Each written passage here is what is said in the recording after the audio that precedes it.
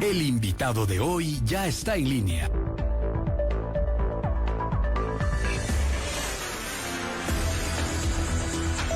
Así es, a esta hora conversamos con Christopher Velasco. Él es presidente de la Asociación de Gestión de Riesgos. Christopher, si estoy mal en su cargo, me corrige por favor, pero es experto en gestión de riesgos. Con él siempre hablamos sobre temas de prevención, sobre todo, que es muy importante, pero también este manejo cuando el clima se pone ya fuerte en nuestro país. Christopher, estos días han sido de bastante lluvia, hablo por la ciudad de Quito, pero justamente como lo decía en el intro, Cuenca también ya está en alerta, uno de los ríos está al borde de justamente de desbordarse. Esto es beneficioso para el país en temas energéticos, Christopher, pero obviamente en el tema de gestión de riesgos yo creo que nos pone a correr y a trabajar para no tener tragedias, como por ejemplo lo que sucedió en La Gasca, que en la ciudad de Quito, que fue justamente ahora en el al inicio de febrero. Y obviamente la Secretaría yo creo que tiene que hacer un gran trabajo, Christopher. Qué gusto, Priscila, un verdadero placer a todos los radioescuchas. Primero, permítame solidarizarme con las personas víctimas de estos últimos eventos que se han producido a nivel nacional. Hay unos 3 elementos de contexto, Priscila, que me parece son importantes. Digamos, la primera, 23 provincias de las 24 han sido afectadas. Y esto da cuenta de que vamos a seguir teniendo efectos, digamos, negativos de los fenómenos naturales de los territorios si no trabajamos de otra manera la planificación, el ordenamiento, entre otras cosas estructurales. El segundo tema, 7 años, casi 8 años luchando por tener una ley de gestión de riesgos, un reglamento. Es un acierto del gobierno nacional, del presidente Noboa, haber fundamentado el tema de la agenda legislativa, la ley, el tener un reglamento, pero de las 14, de las 11, si no me equivoco, transitorias que tenemos en la cuestión de la ley, creo que sin razón de equivocarme, las 14 han vencido y no tenemos los instrumentos ni del fondo de emergencia ni la cuestión del modelo territorial que tendría que ser con el Consejo Nacional de Competencias y del reglamento de las 14, si no me equivoco, transitorias que tienen. Alrededor de 5 o 6 ya están, digamos, han pasado su tiempo. Y esto explico a la ciudadanía para llegar al tercer punto. No podemos seguir lamentando la pérdida de vidas humanas y las pérdidas de los recursos en un momento, además, en la cual el país tiene diferentes crisis que enfrentar en diferentes espacios. Entonces, hemos tenido un año desde la aprobación de la ley para hacer varios instrumentos. Entonces, aquí no nos podemos decir es responsabilidad de otro actor que no sea quien está gobernando y quien tiene la responsabilidad institucional. Y esto lo digo desde la lógica de expresar 3 elementos propositivos. Uno, seguir reaccionando y seguir dando asistencia humanitaria, digamos, no va a alcanzarnos en un momento de crisis. La segunda, la población no está entendiendo cómo convivir con el riesgo y, digamos, y cada vez tenemos muchas más afectaciones. Y la tercera, creo que es importante hacer un ejercicio también de reflexión en torno a la asistencia humanitaria. Yo he escuchado muy detenidamente lo que el anterior, digamos, entrevistado ha dicho sobre la cuestión del análisis de la gestión política, digamos, del presidente y candidato, y me parece importante entender que si no gestionamos de manera adecuada esta, estamos cayendo en un error mucho más graso. Hacer que la asistencia humanitaria sea parte del proselitismo político. En el caso del gobierno nacional o de cualquier gobierno local que tenga otra fuerza política, creo que es cuestionable como ciudadanía y como sociedad, porque estamos utilizando el sufrimiento humano de la gente para visibilizar nuestra gestión. Y en esto sí, permítanme, digamos, decirlo, por lo menos a título personal, me parece que es algo en el que debemos mejorar. O sea, no se trata de estar haciendo la foto sobre el sufrimiento humano, sino se trata de haber cumplido con todas las transitorias que teníamos pendiente, de hacer las cuestiones que teníamos que hacer para tener los recursos necesarios y de dejar de estar culpándonos unos a otros si son los gobiernos locales o si son el gobierno nacional el que tiene la responsabilidad de salvaguardar los derechos de nuestra población. Así es, Christopher. Bueno, no le voy a quitar responsabilidad al gobierno, al actual gobierno, pero esto que usted dice de tomarse la foto, de la ayuda en el momento, de obviamente solo apagar incendios y no prevenir, no es algo que solo pasa en el gobierno de Daniel Noboa, es algo que pasa en todos los gobiernos. Yo creo que una de las mejores muestras que tuvimos fue el terremoto de Manabí, e incluso ya vimos qué pasó con esos recursos que fueron recogidos incluso en el pago de impuestos, de de este comité que se hizo después del terremoto, ya vimos qué fue lo que sucedió. Entonces, claramente vemos que la gestión de riesgos, la prevención, no es una de las prioridades en nuestro país.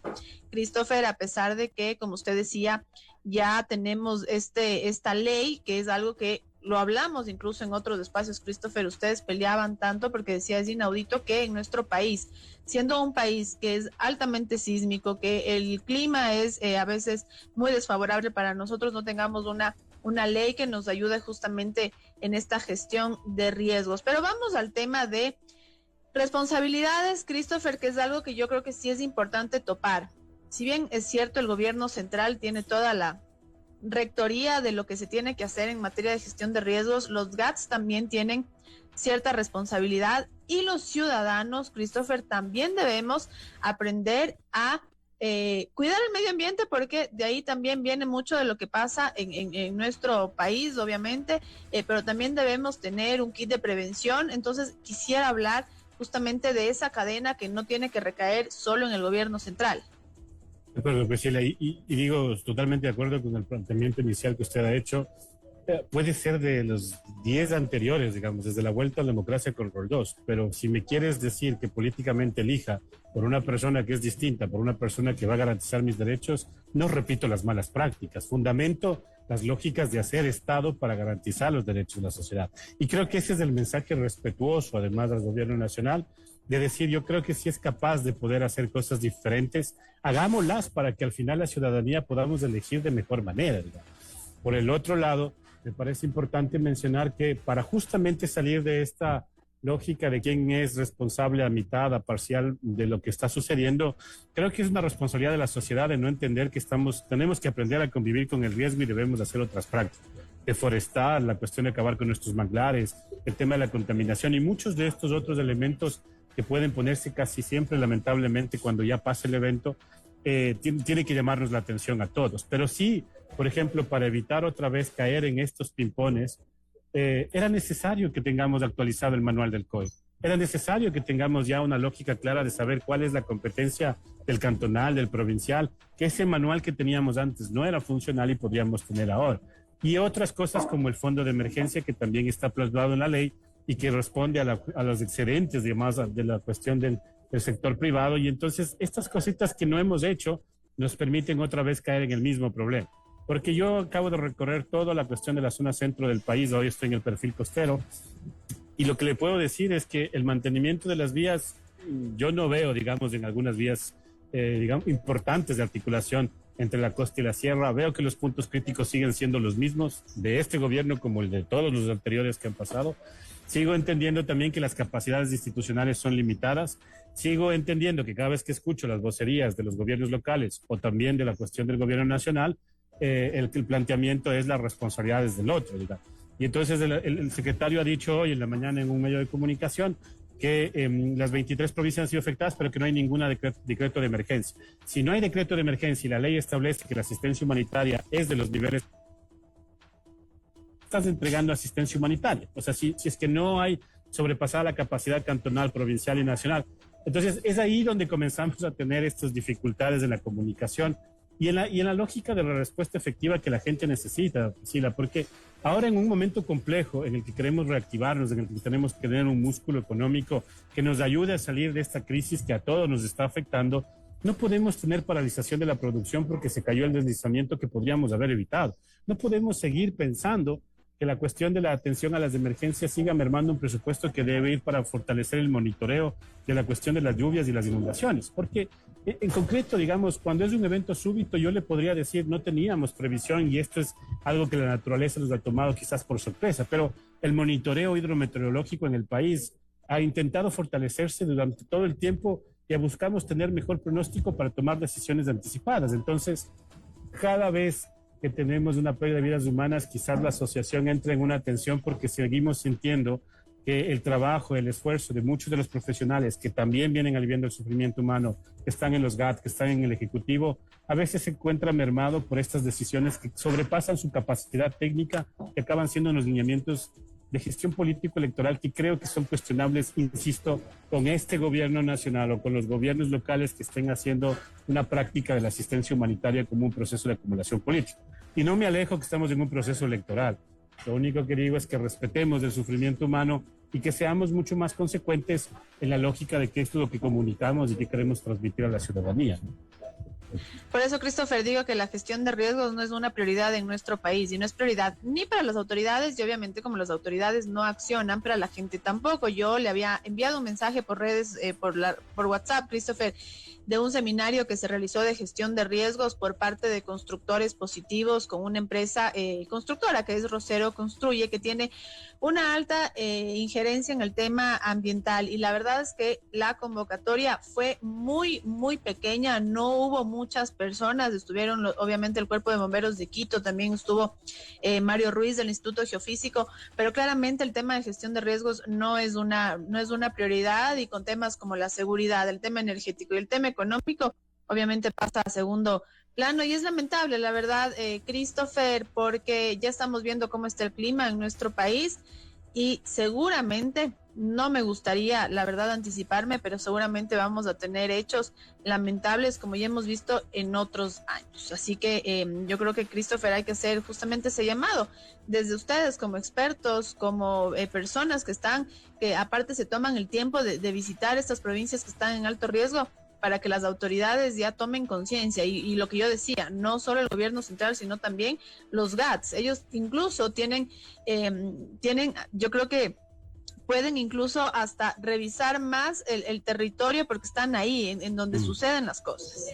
Sí, yo creo que aquí, Priscila, usted ha dicho algo importante. La agenda pública y en la agenda política el riesgo ha tomado un tema muy marginal. Y además porque somos expertos para sectorizar la política pública, ¿no? Entonces el mundo viene articulando el cambio climático y la gestión de riesgos y nosotros los separamos institucionalmente y en la política pública igual, como que fueran una cosa como el agua y el aceite, digamos, cuando al contrario son complementos importantes. Nosotros desde la asociación nuestra mirada es conservación, adaptación al cambio climático y reducción de riesgos con mucha fuerza. Creo importante también decir en esa reflexión que usted ha hecho, hay iniciativas interesantes, pero en la atomización que tenemos socialmente, o sea, si no es del amigo, si no es el uno que hace, ¿por qué hizo él? ¿Por qué no hizo nosotros? Y esto nos está mermando un montón. Solo por darle un ejemplo, la Secretaría reconoce, digamos, algunas asociaciones también con el legítimo derecho de organizarse. Yo no estoy yendo en contra de eso, pero digamos, pensando que si la organización social la estás haciendo para incidir, para construir, denos una agenda, conversemos qué es lo que deberíamos hacer y lleguemos a unos puntos de acuerdo en el que no siempre vamos a estar de acuerdo, pero digamos hay cosas que son propositivas y hay que hacerlas. Pensemos en la gobernanza más que en la... Claro, trabajar en conjunto y que no se jale cada uno para su lado. Sí, porque al final del día, digamos, es un país chiquito, todos nos conocemos, todos entendemos qué hacemos cada uno, pero al final lo más importante es pensar en la gente, pensar en el territorio, en las dificultades que tiene el país. Y solo para darle un ejemplo, mientras, digamos, el rector de la política o los gobiernos locales vienen trabajando en atención a la emergencia, nosotros estamos viendo ya la recuperación, la cuestión del post-desastre, cómo trabajamos los medios de vida, cómo articulamos algunas actividades que puedan darle dinero a la gente, porque 7 millones de ecuatorianos viven entre pobreza y extrema pobreza. El 40% de desempleo por la cuestión, digamos, estructural de los problemas y crisis económicas y sociales que hemos vivido. Y en esto le puedo seguir numerando diferentes cosas, que el panorama no nos pinta bien, entonces hay que ser, si vamos a trabajar en riesgos, hay que ser anticipatorios, digamos, y hay que ser prospectivos. Entonces, no se trata solamente de cuestionar, digamos, lo que se está haciendo, porque, insisto, es un gran esfuerzo, es un trabajo enorme para aliviar el sufrimiento humano de algunas personas. Lo que se trata es decir cómo conducimos esto a un nivel de gobernanza, en el que 3, 4 puntitos, todos nos vamos a apuntar para poder hacer cosas interesantes y partir por reconocer el trabajo del gobierno nacional por tener una ley después de casi 10, 20 años, digamos, en la lógica de poder estar teniendo una constitución. Y ahora, ¿cuál es el gran desafío para que quizás podamos tener en la agenda pública, en la agenda política? Hagamos lo que la ley dice, creemos las unidades, aunque sea de uno, pero contratemos a los profesionales que te están dándote la posibilidad de hacer algunas articulaciones y sobre todo, hagamos que la cuestión sea un poco más técnica que político partidista, aún tengamos elecciones, porque yo he visto pasar varios secretarios y secretarias, digamos. Lo que no he visto pasar es las transformaciones institucionales necesarias para que el país pueda tener una política de Estado que sea mucho más fuerte, digamos, en el accionar de la cuestión de la garantía de los derechos. Y por el otro lado, el llamado también es a que la academia también comience a reflexionar con el privado de las cosas importantes, porque si no estamos haciendo una formación especialistas para pensar el tsunami. Sí, aquí en el Ecuador somos especialistas para pensar el tsunami. ¿Cuántas afectaciones históricas hemos tenido en el tsunami? ¿Cuánta inversión pública estamos haciendo en eso? Pero en el sismo, en la lógica de la cuestión de la transparencia del riesgo, en el reforzamiento estructural, en la lógica más cotidiana ahora de la inseguridad, de pensar el diseño del espacio público, los atractivos turísticos de las zonas, no estamos dándole una integralidad. Entonces, vuelvo a insistir que la política pública sobre la cuestión de gestión de riesgos no puede ser vista como una lógica sectorial, sino como una lógica más transversal. Y esa transversalidad no tiene que ver con poner el nombre. Porque ahora, usted ha dicho algo, Priscila, en marzo se entregan los PUCs y los PDOTs de los municipios. Usted revise los PUCs y los PDOTs de los municipios y en el diagnóstico me pone la bibliografía de la tesis doctoral y en el modelo de gestión no hay un proyecto que vincule los temas de adaptación al cambio climático de gestión de riesgos. Entonces, con eso le estoy diciendo que hasta la mirada del desarrollo no estamos incluyendo algo que te permite sostener el desarrollo. Y ahora tenemos que comenzar a plantearnos de forma eficiente también que antes pedíamos lluvia para no tener, digamos, estos cortes de energía de hasta 12 horas, ahora tenemos lluvia y estamos pidiendo que ya no llueva y ahora si es que al final en la prolongación hasta abril más o menos tenemos la cuestión de unas lluvias más o menos entre moderadas e intensas, ¿cuáles van a ser, digamos, para la cuestión económica? Y si es que después de esto tendríamos una prolongación de sequía, ¿qué significa? Que otra vez vamos a volver al ciclo de no tener, digamos, de energía. Entonces yo creo mucho en la cuestión de la capacidad intelectual de las personas que están gobernando, que podrían estar disputando, digamos, el tema del poder. Yo creo que esa voluntad y esa capacidad debe estar pensada en la sostenibilidad. No puede pasar que en octubre, noviembre, otra vez seguimos culpando a la naturaleza de que no tenemos energía, cuando ya teníamos que haber visto cuáles son las previsiones más importantes. Y lo más triste de todo que usted ha mencionado, la bella cuenca con sus 4 ríos, el monitoreo que tenemos, digamos, es importante. Hacemos cosas también desde lo local que funcionan en algunos casos, pero ¿cuál es el problema ahí? Si nosotros no tenemos un control sobre los asentamientos humanos, sobre la lógica de la expansión, sobre el modelo de desarrollo, se nos va a complicar cada vez mucho más la posibilidad de atender o garantizar los derechos. Y termino con decirle que entonces vaya a salir alguna persona a pensar la reforma a la ley cuando ni siquiera hemos implementado, digamos, y entonces intento plantear que la asamblea que viene no sea malita, más bien busque complementar, digamos, con otras políticas el cuerpo jurídico que tenemos actualmente sobre el tema de riesgos. Creo que eso es lo importante en un momento complejo en el que los ecuatorianos debemos sumar el hombro. Aquí, por lo menos desde la asociación, encontrará siempre una voz crítica, pero también propositiva en trabajar con la gente. Total. Y no haciendo una acción partidista en ninguna de las líneas, sino reconociendo los aciertos y diciendo, bueno, en estos otros busquemos trabajar de manera mancomunada para que la gente tenga más bienestar, ¿no?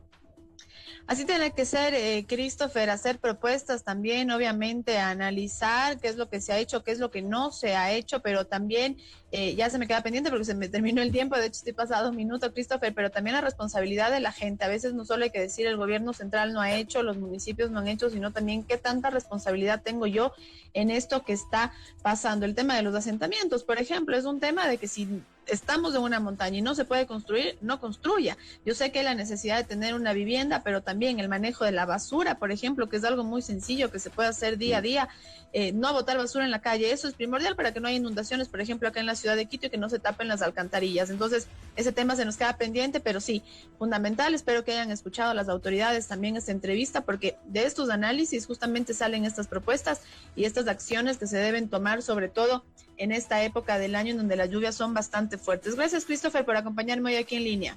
Un abrazo grande, Priscila, y a todos los ecuatorianos a seguir sumando el hombro, a cumplir con nuestra corresponsabilidad y hacer que este país comience a retomar esa senda de prosperidad, de bienestar y de derechos que necesitamos todos y todos. Que así sea, Christopher. Gracias por acompañarme hoy, 14